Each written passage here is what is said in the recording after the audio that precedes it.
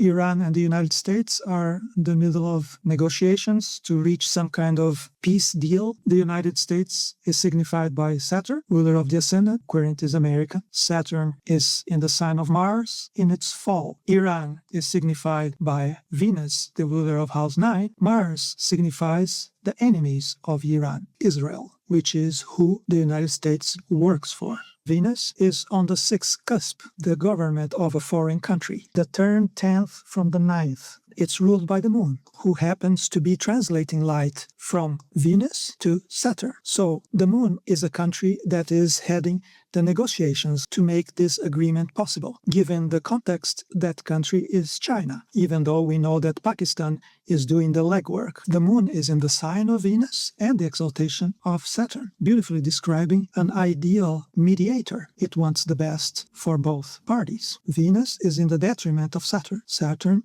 is in the detriment of Venus, perfectly describing the antagonistic relationship between Iran and the United States. What can we expect from a separating square with Venus and an applying opposition to Saturn? This is a mundane horary about one of the most difficult relationships ever recorded in history. A square and an opposition are perfectly descriptive of the difficulties we're dealing with. It's very likely that whatever agreement they come to will fall short of its requirements for peace or will be short-lived. After this agreement that's being mediated comes into fruition, the next thing that happens is a direct square between Iran and the United States. So there will be pending issues. So that's what's coming next. Square or negative reception. Does that look like a recipe for a future agreement? I don't think so. Let's take a peek at the state of Israel in this situation. Israel was all puffed up in Aries. As soon as they, along with the United States, attacked Iran, it went into detriment, and that's where it's going to stay for the foreseeable future. However, notice that it is still Saturn's dispositor, so it still gives the United States orders about what to do or not do. The fact that it's in detriment